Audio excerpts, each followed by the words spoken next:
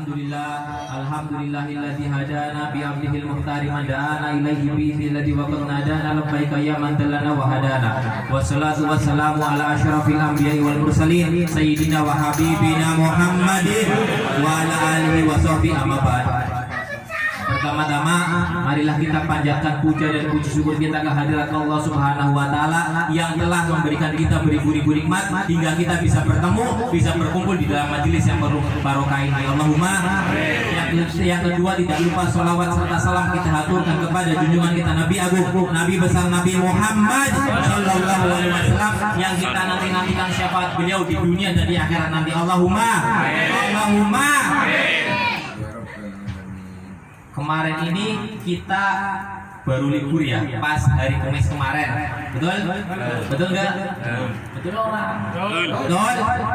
Kemarin ini kita habis libur pas hari Kamis kemarin, tepatnya pas hari Kamis itu karena kita memperingati Isra Mi'rajnya baginda Nabi Muhammad Sallallahu Alaihi Wasallam.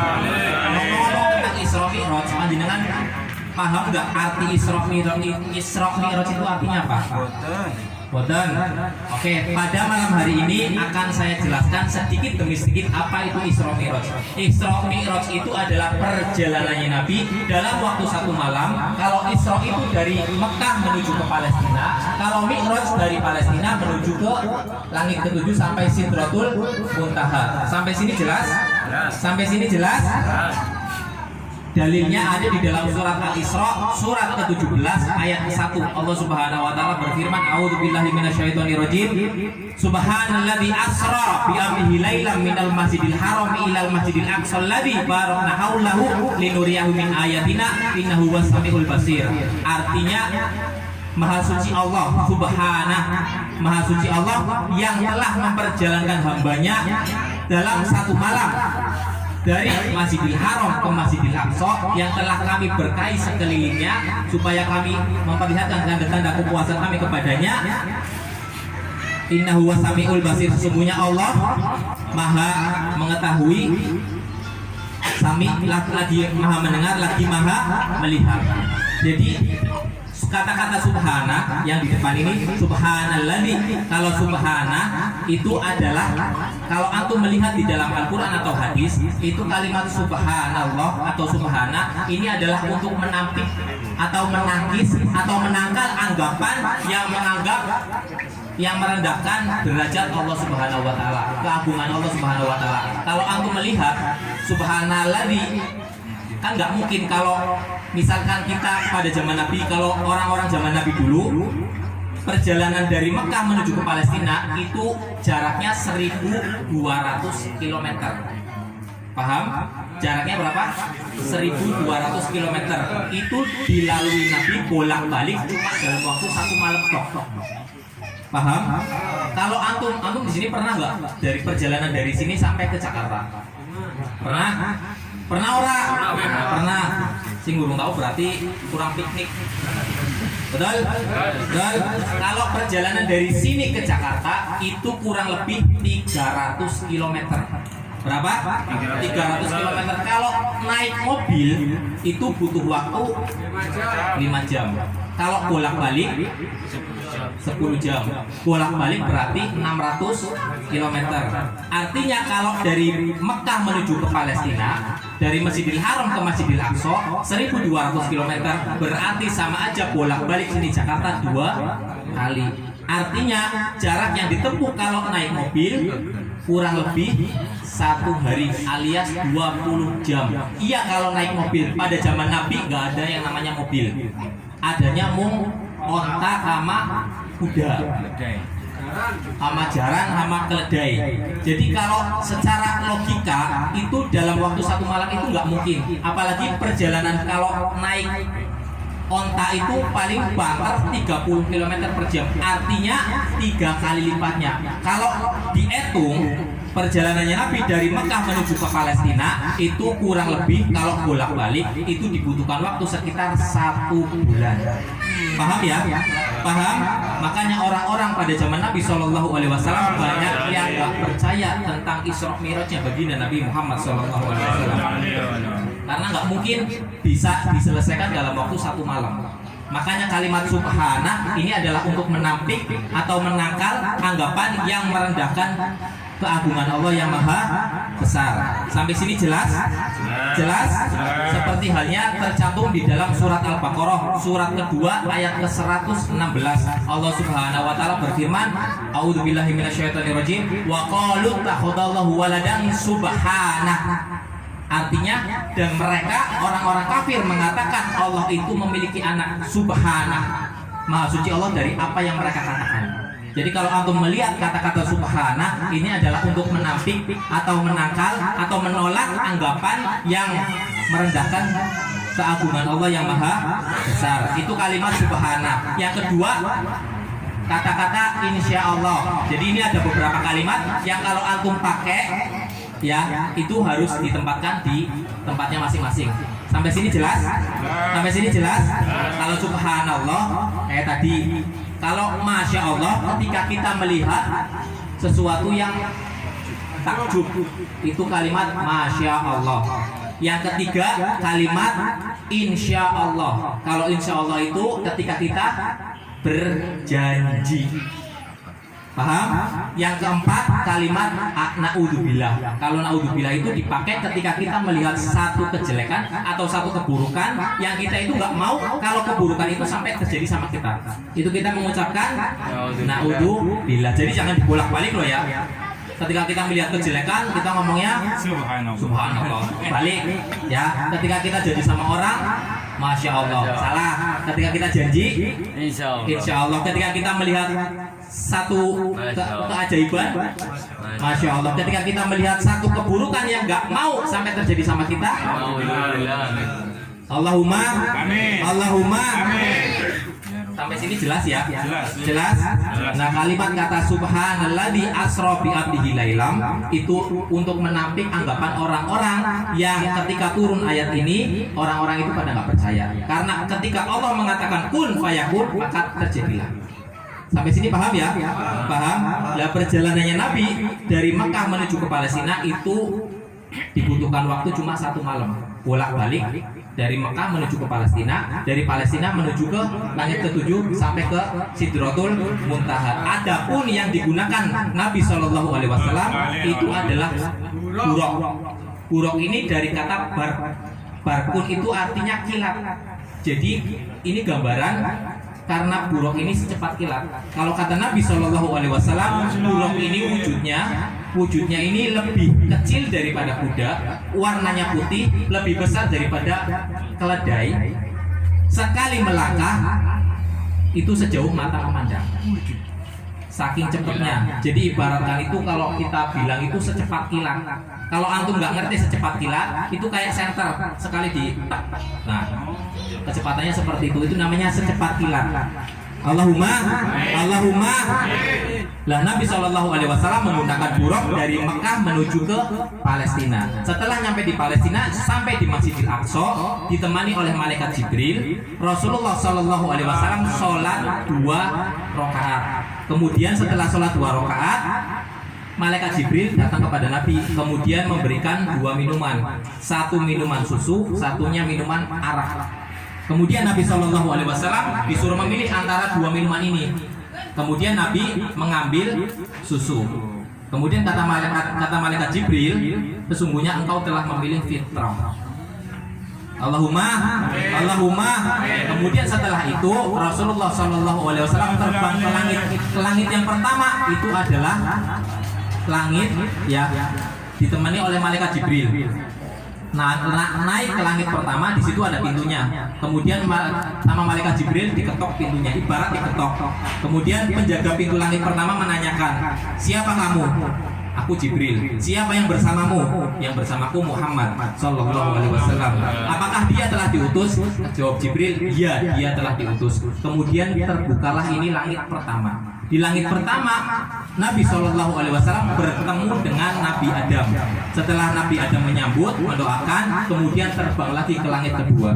Di langit kedua pertanyaannya sama. Kamu siapa? Siapa yang bersamamu? Apakah dia telah diutus? Setelah dijawab sama malaikat Jibril, terbukalah langit kedua. Di langit kedua Rasulullah Shallallahu Alaihi Wasallam bertemu dengan dua nabi, yaitu Nabi Isa dan Nabi Yahya.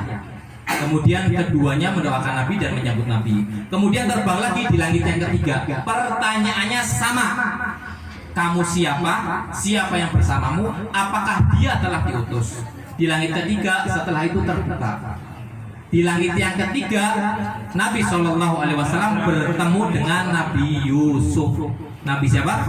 Nabi Yusuf. Nabi Yusuf ini terkenal dengan ketampanannya. Ganteng. Bagiannya siapa sih ganteng? Allahumma sholli ala Muhammad. Selainnya apa maning? Apa? Fajar. Mas Tatang ya. Allahumma.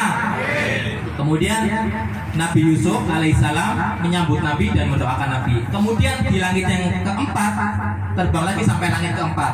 Setelah langit keempat pertanyaannya sama. Kamu siapa? Siapa yang bersamamu? Apakah dia telah diutus? Setelah dijawab terbuka ke langit keempat. Di langit yang keempat Rasulullah Shallallahu Alaihi Wasallam bertemu dengan Nabi Idris. Nabi siapa? Nabi Idris. Setelah bertemu, Nabi Idris mendoakan dan menyambut Nabi. Setelah itu terbang lagi ke langit yang kelima. Pertanyaannya sama. Siapa kamu? Siapa yang bersamamu? Apakah dia telah diutus? Kemudian setelah itu terbuka langit yang kelima. Di langit yang kelima, Nabi Shallallahu Alaihi Wasallam bertemu dengan Nabi Harun.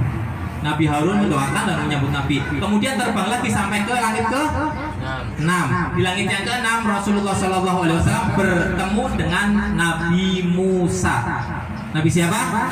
Nabi Musa. Kemudian Nabi Musa mendoakan Nabi dan menyambut Nabi. Kemudian terbang lagi sampai ke langit ke-7. Di langit yang ke-7 Rasulullah Shallallahu Alaihi Wasallam bertemu dengan Nabi Ibrahim. Nabi siapa? Nabi Ibrahim. Nabi Ibrahim ini julukannya bapaknya para nabi. Paham? Karena Nabi Ibrahim ini memiliki dua anak, satunya Ismail, satunya Ishak. Jadi dari dua keturunan ini melahirkan banyak nabi. Paham ya? Paham? Kalau Nabi Muhammad itu keluar dari jalur Ismail. Kalau nabi-nabi selainnya itu dari jalur Ishak. Sampai sini paham? Kemudian ketika Nabi Shallallahu Alaihi Wasallam melihat Nabi Ibrahim sedang bersandar di Baitul Makmur. Setelah itu Nabi melihat malaikat setiap harinya 70.000 malaikat masuk ke Baitul Makmur dan tidak pernah keluar. Kemudian Nabi Ibrahim menyambut Nabi, kemudian mendoakan. Setelah itu terbang lagi ke Sidratul Muntaha, dan di Sidratul Muntaha inilah Rasulullah Shallallahu Alaihi Wasallam bertemu dengan Allah, dan Allah memerintahkan Nabi untuk sholat sebanyak 50 waktu. Kira 50 waktu. Kalau benar 50 waktu ya berarti kalau dihitung 24 jam artinya setiap setengah jam kita sholat. Kesel apa ora? Jangan kan 50 waktu, 5 waktu biasa sering bolong. Betul nggak? Jujur aja lah. Betul? Nah setelah diberi perintah 50 waktu sama Allah Subhanahu wa taala, Rasulullah Shallallahu Alaihi Wasallam turun. Setelah itu bertemu dengan Nabi Musa. Nabi Musa mengatakan kepada Nabi Muhammad Shallallahu Alaihi Wasallam, "Ya Nabi, apa yang diperintahkan Allah kepadamu dan kepada umatmu?" Kata Nabi Shallallahu Alaihi Wasallam, "Aku diperintahkan untuk sholat setiap harinya 50 waktu." Kata Nabi Musa, "Kembalilah kepada Tuhanmu, mintalah keringanan. Umatmu tidak akan sanggup, karena sesungguhnya umatku Bani Israel tidak sanggup ketika mereka diperintahkan untuk sholat 50 waktu."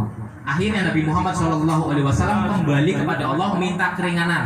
Dari yang awalnya 50 dikurangi 5, jadinya 45. Turun ketemu Nabi Musa lagi. Nabi Musa tanya lagi. Setelah dengar 45 rakaat, Nabi Musa mengatakan, baliklah lagi, mintalah keringanan kepada Allah supaya dikurangi lagi. Kemudian balik lagi, dikurangi 5 lagi, bolak-balik sampai terakhir menjadi 5 rakaat. Kemudian Allah Subhanahu wa taala berfirman, "Ya Muhammad, sesungguhnya sholat dalam satu hari itu 5 waktu. Setiap satu waktu dilipat gandakan 10 kali. Artinya dalam satu waktu 5 rakaat itu dikalikan 10, jadinya 50 waktu. Barang siapa yang berniat untuk melakukan satu kebaikan, kemudian dia tidak melakukannya, maka dituliskan satu kebaikan. Apabila dia melakukannya, maka dituliskan 10 kali lipat. Dilanjutkan lagi, barang siapa yang berniat keburukan, kemudian dia tidak melakukannya, maka dia tidak dituliskan kejelekan.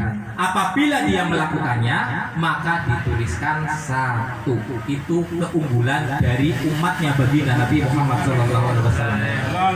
Sampai sini jelas? Kemudian Nabi SAW turun bertemu dengan Nabi Musa lagi. Nabi Musa tanya lagi. Kemudian kata Nabi, ini sekarang sudah menjadi 5 rakaat. Kata Nabi Musa, kembalilah lagi kepada Tuhanmu, mintalah keringanan lagi. Jawab Nabi SAW, sesungguhnya aku malu kalau harus bolak-balik terus. Selesai ceritanya. Kemudian Nabi SAW turun sampai ke Baitul Maqdis di Palestina, kemudian balik ke Mekah dalam waktu 1 malam. Setelah itu besok paginya Nabi SAW bercerita kepada umatnya. Pada saat itu Isra Mi'raj terjadi di awal-awal kenabian. Dan pada saat itu yang pertama yang enggak percaya sama Nabi SAW itu adalah Abu Jahal. Siapa? Abu Jahal. Abu Jahal adalah orang pertama yang mendustakan Nabi SAW. Gak mungkin lah masa Nabi bisa bolak-balik dari Mekah menuju Palestina dalam waktu 1 malam. Logikanya nggak masuk, kata Abu Jahal. Kemudian Abu Jahal ngompor-ngompori orang-orang di sekitar itu. Orang-orang di sekitar itu banyak juga yang mencemooh Nabi Muhammad SAW. Akhirnya Abu Jahal pergi kepada Abu Bakar, nyari satu sahabat. Kalau ini aku bisa mengompori lagi, maka bisa jadi orang-orang satu Mekah bakal memusuhi Nabi SAW. Ketika itu dicarilah Abu Bakar. Ketika dapat Abu Bakar, diceritakanlah peristiwanya Nabi SAW. Tapi jawab Abu Bakar apa? Sesungguhnya aku percaya kepada Nabi Muhammad SAW. Setelah diceritakan itu, Abu Bakar mencari Nabi. Dan pada saat itu Nabi SAW sedang berdakwah di atas bukit. Di situ banyak orang-orang yang pada ngerumuni Nabi. Setelah itu Abu Bakar teriak, "Ya Rasulullah, ya Rasulullah." Sontak semuanya pada ngelinguk. Pada apa? Pada ngelinguk. Setelah ngelinguk, mereka jawab Abu Bakar, "Apakah benar ya Nabi, engkau telah Isra Mi'raj?" Jawab Nabi, "Iya benar Abu Bakar." Kemudian diceritakan Nabi SAW dari awal sampai akhir. Kemudian kata Abu Bakar mengatakan, "Sesungguhnya engkau tidak akan berbohong. Aku percaya padamu." Kemudian orang-orang situ pada percaya juga sama Nabi. Iyalah, nggak mungkin Nabi SAW berbohong, karena Nabi dari dulu sampai sekarang tidak pernah mengucapkan kata dusta. Makanya Nabi SAW dijuluki Al-Amin, orang yang bisa dipercaya.